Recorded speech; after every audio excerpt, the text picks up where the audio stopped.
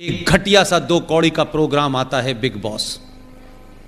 उस प्रोग्राम के अंदर किसी एजेंडे के तहत ब्राह्मण लड़कियों को दिखाया गया है और कश्मीर के मुसलमान लड़कों को एक ऐसी अवस्था में दिखाया गया है जो सार्वजनिक तौर पे आप उस प्रोग्राम में देख सकते हैं, लेकिन मैं नहीं कह सकता। किसी एजेंडे के तहत जो काम बॉलीवुड ने शुरू किया था, जिस एजेंडे के तहत गुलशन कुमार की हत्या हुई थी, जिस एजेंडे के तहत हिंदुस्तान की फिल्मों से मंदिर भजन गायब हुए और मौला रे मौला शुरू हो गया, जिस एजेंडे के तहत हर कैरेक्टर में लड़की हिंदू है और लड़का मुसलमान है, हर एजेंडे के तहत इस्लाम को ग्लोरीफाई करने की कोशिश की जा रही है और हिंदुओं को कास्ट और गंदी गंदे तमाम जो चीजें, जो पाखंड है, उसको ऐसे दर्शाया जा रहा है कि देखो हिंदू धर्म में कितनी खराबियां हैं। उसी एजेंडे के तहत देश जागृत हुआ है और लोगों ने कंप्लेन करना शुरू कर दी है। एक घटिया सा 2 कौड़ी का प्रोग्राम आता है बिग बॉस। उस प्रोग्राम के अंदर किसी एजेंडे के तहत ब्राह्मण लड़कियों को दिखाया गया है और कश्मीर के मुसलमान लड़कों को एक ऐसी अवस्था में दिखाया गया है जो सार्वजनिक तौर पे आप उस प्रोग्राम में देख सकते हैं, लेकिन मैं नहीं कह सकता। एक एजेंडे के तहत यह किया जा रहा है ताकि इस देश के सनातन संस्कृति की भोली भाली लड़कियों को पहले बॉलीवुड के नाम पर खेल किया गया और अब ये बिग बॉस नाम के टाइप के प्रोग्राम जो चलते हैं बाजारू, उसके तहत किया जा रहा है। मैं ये नहीं कहता कि कोई प्रोग्राम आपकी संस्कृति को कमजोर कर देगा, लेकिन इस पे आपका रिएक्शन आना चाहिए, क्योंकि कुछ लोगों ने यह मान लिया है कि धीरे धीरे धीरे धीरे वो सब करो जिससे कुछ चीजें ग्लोरीफाइड लगें और उनको चलते रहना चाहिए। फिल्मों का एजेंडा मैंने खूब देखा है। एक साहब अथीस्ट हैं, कहते हैं मैं धर्म को नहीं मानता, लेकिन उन्होंने जितनी कहानियां लिखी हैं उस कहानियों का सबसे बड़ा कैरेक्टर है अमिताभ बच्चन। वो खुद अथीस्ट हैं, लेकिन उनकी कहानी में अमिताभ बच्चन मंदिर में जाके कहता है कि तुम खुश तो बहुत हुए, आज तुम्हारी मैं देहरी पे माथा टेकने आया हूं। लेकिन वही अमिताभ बच्चन की हर स्टोरी में या तो वो 786 का बिल्ला होता है जिसे गोली लग के निकल जाती है।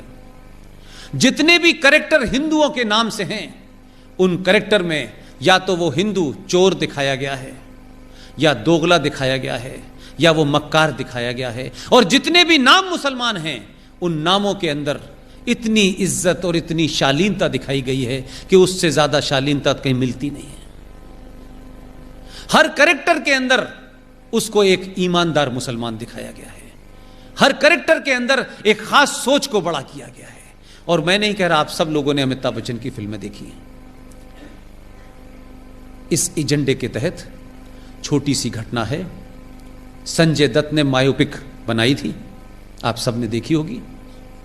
उसी बायोपिक के अंदर एक जुमला है जिसने सब कुछ ब्लैक एंड व्हाइट कर दिया, क्योंकि उसमें कुछ झूठ नहीं है।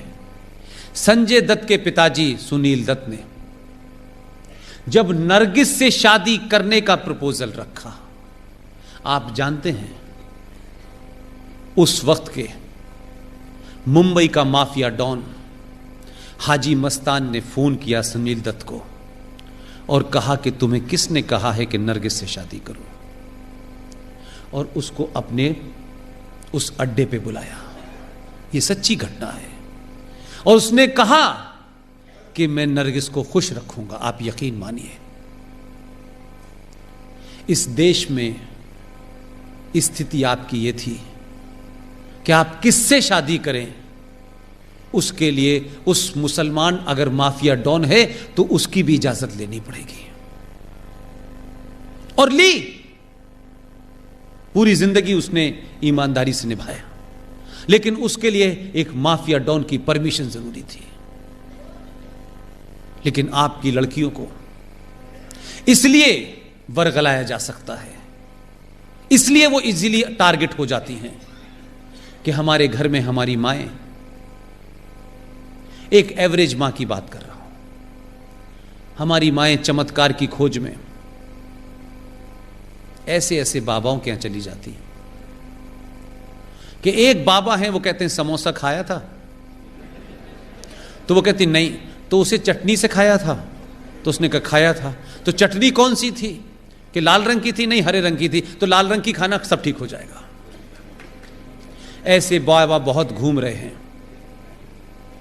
और भारतीय महिलाएं ये कब से चमत्कार में पड़ने लगी। कोई रहीम साहब के घर जा रहा है, ये अलग अलग बाबाओं ने जो दुकानें चला रखी हैं, इसमें सबसे ज्यादा भारतीय नारी क्यों जा रही है भाई?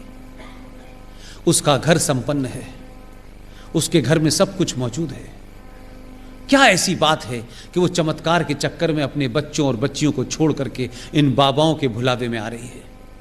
और वो बाबा क्या क्या करते हैं वो बाद में पता चलता है।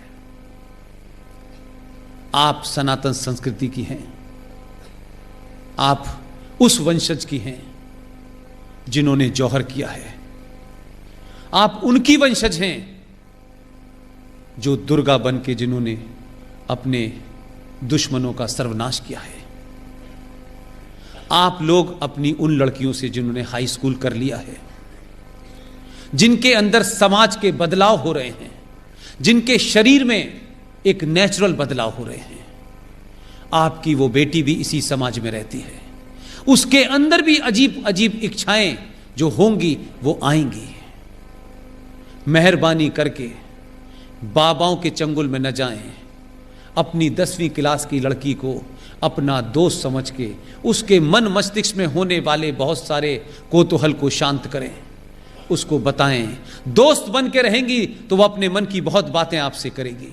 अगर आप सिर्फ मां बन के रहेंगी तो अपनी बात नहीं बताएगी।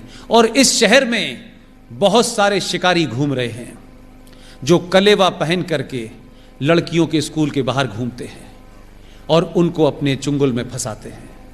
और उसके बाद क्योंकि आपके पास समय नहीं है अपनी बात सुनाने का और सुनने का, वो अपनी बात अपने मन की किसी ऐसे आदमी से कह देती है, किसी भरोसे में कह देती है कि उसको ये पता नहीं चलता है कि मैं धीरे धीरे एक ट्रैप में फंसने जा रही हूं।